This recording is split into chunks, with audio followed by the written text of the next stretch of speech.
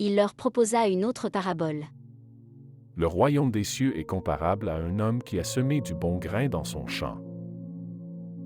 Or, pendant que les gens dormaient, son ennemi survint. Il sema de l'ivraie au milieu du blé et s'en alla. Quand la tige poussa et produisit l'épi, alors l'ivraie apparut aussi. Les serviteurs du maître vinrent lui dire, « Seigneur, n'est-ce pas du bon grain que tu as semé dans ton champ? D'où vient donc qu'il y a de l'ivraie? » Il leur dit, « C'est un ennemi qui a fait cela. » Les serviteurs lui disent, « Veux-tu donc que nous allions l'enlever? » Il répond, « Non, en enlevant l'ivraie, vous risquez d'arracher le blé en même temps.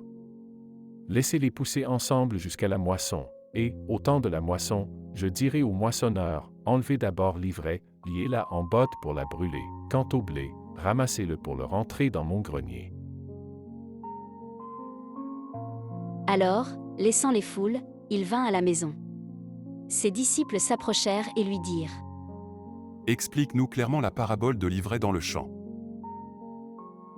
Il leur répondit, « Celui qui sème le bon grain, c'est le Fils de l'homme.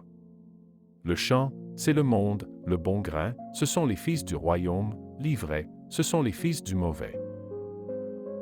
L'ennemi qui l'a semé, c'est le diable, la moisson, c'est la fin du monde, les moissonneurs, ce sont les anges.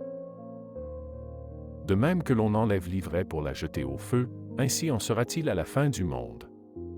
Le Fils de l'homme enverra ses anges, et ils enlèveront de son royaume toutes les causes de chute et ceux qui font le mal, ils les jetteront dans la fournaise, là, il y aura des pleurs et des grincements de dents.